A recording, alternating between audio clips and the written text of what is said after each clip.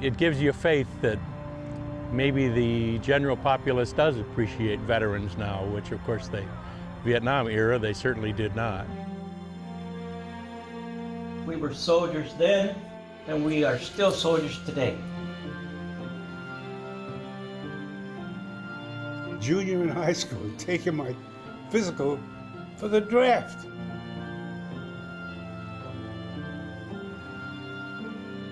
Men like you that made this country great.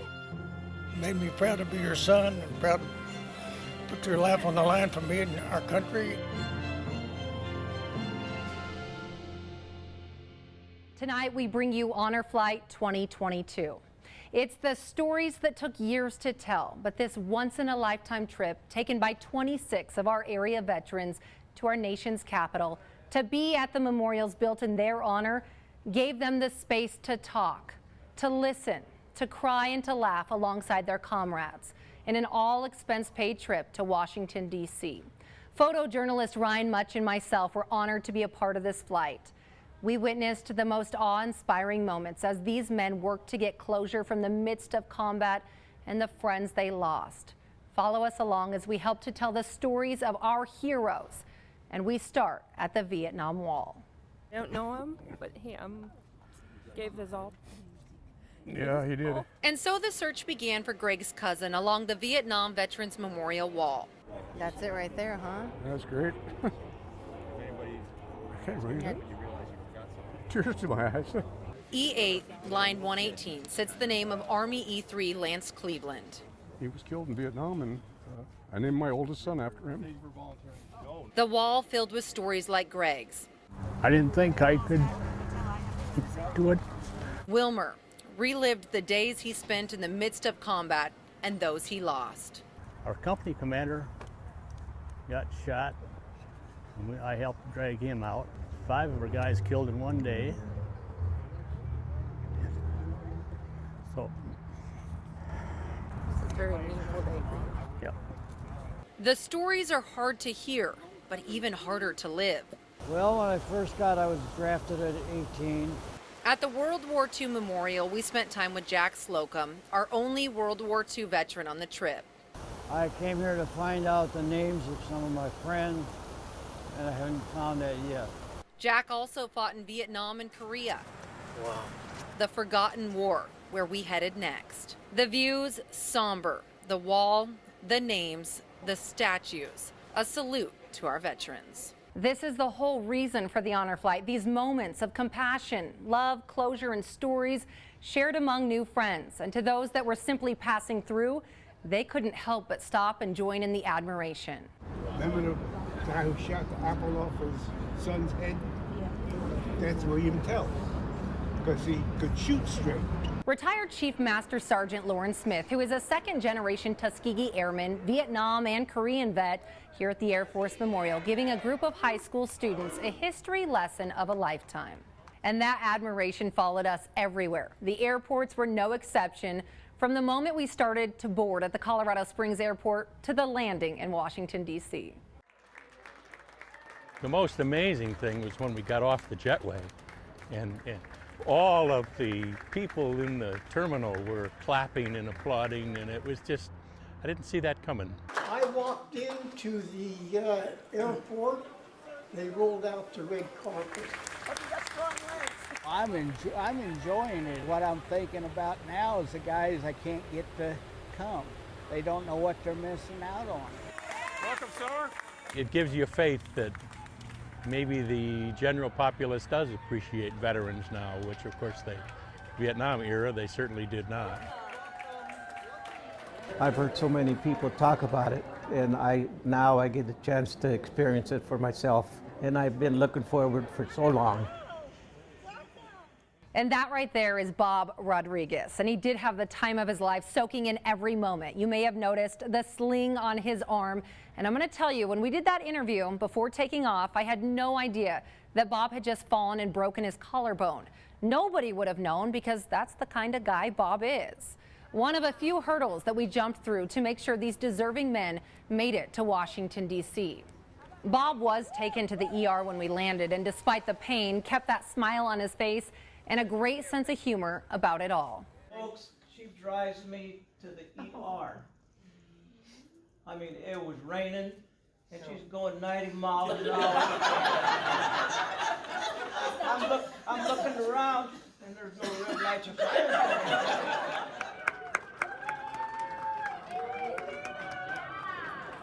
Ron Wilson, another story before takeoff. Made it on the flight, one he had only dreamed of by just minutes. Ron had blown a tire on the way to the Colorado Springs airport before takeoff. It left him stranded, and we called all of the ride-sharing companies to come and get Ron. We called tow trucks, but everybody seemed to be running behind. Ron got to experience everything Washington, D.C. had to offer, thanks in part to KOAA. I had called our newsroom, and my co-anchor Ira rushed to Ron's rescue and got him to the airport with minutes to spare. And this story gets even better. We were able to tow Ron's pickup truck to Leadham's Truck and Diesel Repair, who went on to donate and install an entire set of new tires, proudly for Ron. It's a big deal. Those guys fought for our country. They did something that was very important so that I can do and get to do what I get to do today. And so for me, it's about community. This community really is amazing, so thank you to the staff at Leadham's who got that job done, and Ron's truck returned to the airport before our homecoming. Ron wrote us a wonderful thank you note and mentioned that, quote, "This gave me a huge surge of respect for those who really care about military veterans." He says, "Except for my family, I truly never experienced love and respect of this nature during and after the 3 times I returned from Vietnam." Ron, it is the least we can do to say thank you for the freedom you have given us. Up next, possibly the most iconic moment from our trip.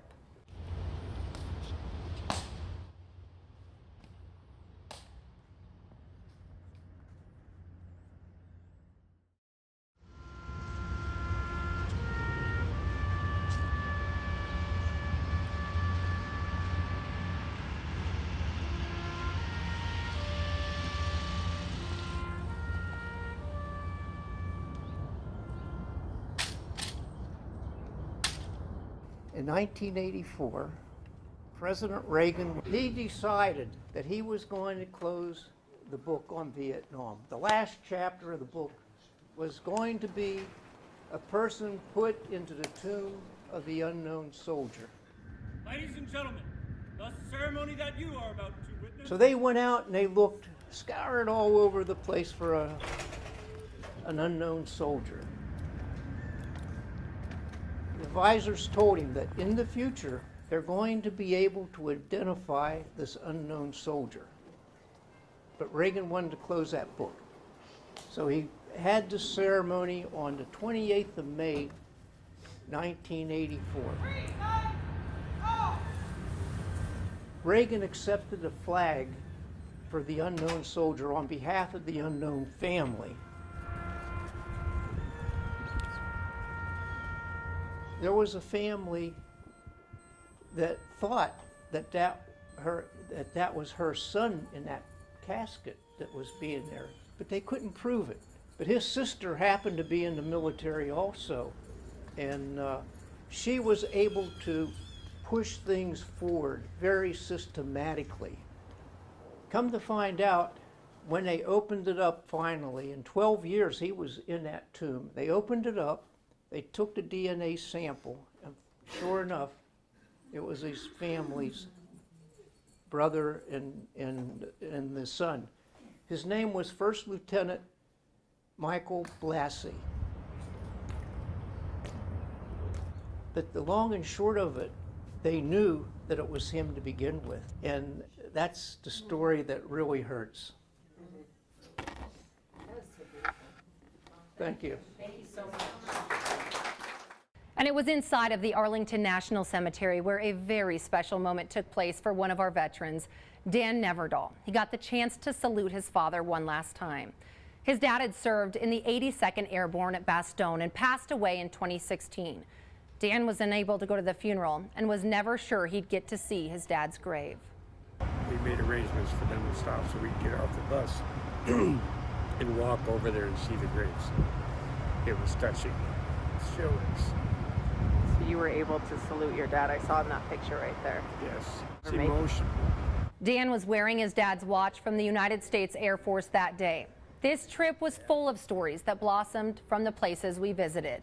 As we are walking through these memorials, I am learning something new every day. So tell me what you were just saying here. I wanted to show you where Kilroy was here. And it is a soldier, American soldier during World War II, would put on the sidewalk or on the side of the building, he would put Kilroy was here. And the next group of American soldiers would come through and know that an American had already been there. And so whenever they went to a new area that they took over, they would write Kilroy was here. Okay, and that's what we're finding right here. And guess what? Kilroy was here. And the downtime after a jam-packed day gave us a moment to smile and time for a cold beer. And it was in that hotel lobby where we got to witness another really special moment for World War II veteran Bob Slocum, who we had introduced you to a little earlier in the show. Yes. Oh, it's so beautiful, you guys. I thought he was out to sea. It was a plan put into the works as soon as Jack's grandson got word that he was staying put. Just kind of transpired, talked to my wife, and we're like, hey, we can actually go visit and surprise, Grandpa Jack here for the honor flight. Gabe lucked out with his newest orders, a free weekend where he and his family were able to make it to each of the memorials with his grandpa and his comrades. Especially for my daughter to see that and my whole family, I think that just, man, it's so cool to see all of them together like that. And if you noticed that khaki uniform Gabe is wearing. That was really outstanding, really. Everybody made a comment about that. About the legacy that Gabe carries on as an aviation operations officer in the Navy, following in the footsteps of Grandpa Jack. He was enlisted for quite some time, and then he got promoted to an ensign in the Navy. And I was the same, 21 years enlisted and 3 years as a captain. Jack. And as we all know, time is fleeting, making these moments extra precious. I'm just blessed to be here. I'm just glad we get to share this moment together. Does that bring back a lot of memories for you? Oh man, these letters were very touching. I had no idea we were going to get the mail. And you asked me today what my favorite part, I'm going to have to say mail call. Hi Bill, hope you're having a great honor flight. I was happy to hear you got to go. Kindig. And here you go, I know who you are. Letters from family. Men like you that made this country great. You made me proud to be your son and proud to put your life on the line for me and our country. Letters from friends. This is Ronnie Heyman from Lone Tree, Colorado. Oh, wow. Pictures and kind words from strangers. The reason I have been able to appreciate so many freedoms is because of those who have served and those currently serving. Thank you for your valor, for protecting us and defending our rights. Even letters from old comrades. Because I spent 14 months in Vietnam. And were you on the ground? Yes. Oh, wow. Another thank you. A lot different than when we got out, that's for sure. To our heroes. Donna, Alicia, Robert, And as beautiful as this trip is, it is hard. It's hard for us outside of the military to think what these men and women have seen, what they've been through.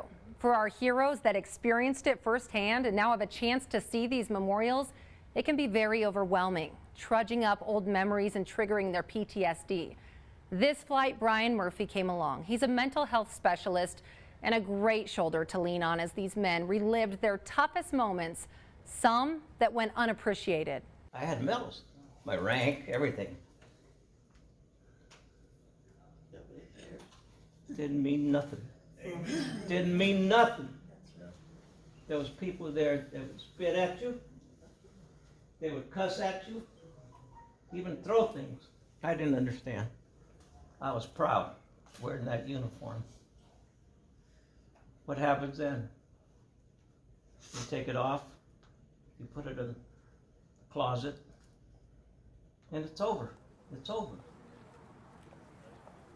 Particularly at the Vietnam Memorial, obviously these guys, emotions were brought up because of their service and the time that they served in Vietnam. I had the names on there that I knew.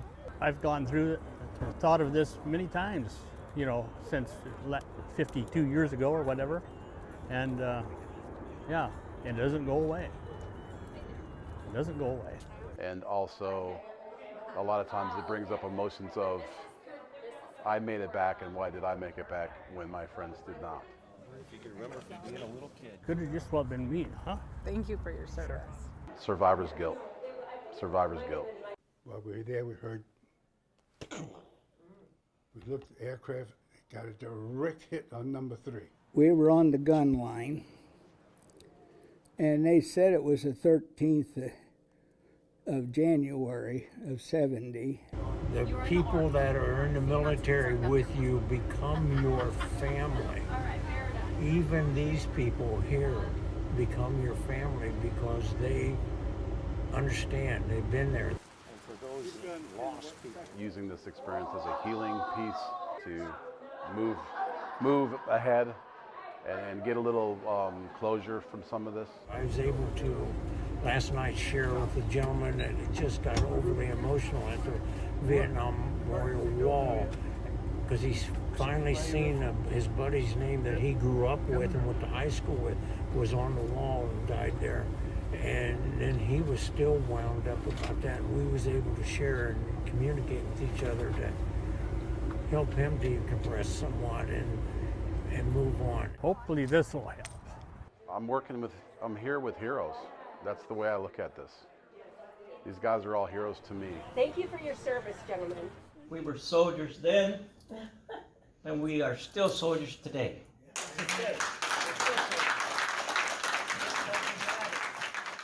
First Sergeant Brian Lauer now has a tougher time telling his story as he recently lost his ability to speak after a battle with cancer. But it is one full of incredible feats and heroism. Sergeant Lauer spent 24 years in the United States Army, drafted in 1969, immediately sent to Vietnam, and continued to serve voluntarily for 22 years. He retired right here at Fort Carson with the rank of First Sergeant. The awards and decorations speak for themselves. The Air Medal with Valor, 2 Meritorious Service Medals, overseas bars, countless stories that the passage of time has not dimmed for Sergeant Lauer. As part of the honor flight, he was able to find comfort in his fellow soldiers and honor those he lost in war. Even without a physical voice, he shared his stories. Sergeant Lauer created this book detailing his time in service and the history of Vietnam through his eyes, dedicated to his wife of 36 years. I was proud to introduce my boys to First Sergeant Lauer on our return home. He has the best spirit, and after the break, we're going to take you to that incredible homecoming. So some of us were able to make it up to the Lincoln Memorial. You can see it behind us. We have David right here. You made it up the steps. I did. I made it up the steps. What has this experience been like for you today, David? Amazing. This is my first time here, and I'm just amazed and so happy to be here and see all these beautiful monuments and just unbelievable. It's just amazing. This whole trip is just phenomenal. Seeing these things in the flesh. You made this weekend beautiful and enjoyable. Thank you. The Honor Flight is truly a magical organization that deserves our support.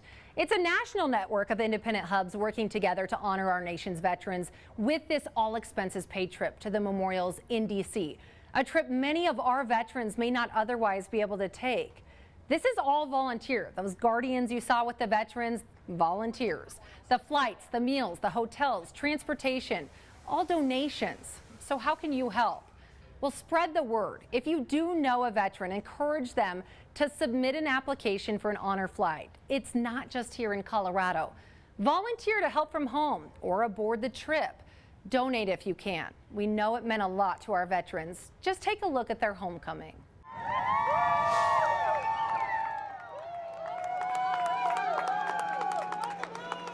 Hey, thanks all you guys.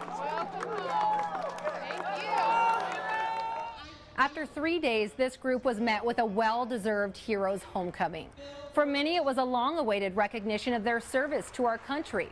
A packed gym greeted us at Sierra High School after our motorcycle escort, This is a trip to those in passing, the guardians, volunteers, and we here at News 5 will never forget, but especially burned into the hearts of our veterans. We salute you.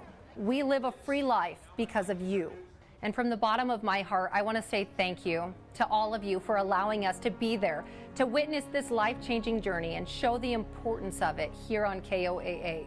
Don't forget, you can find the link to sign up for honor flights and to help get our veterans to their memorials.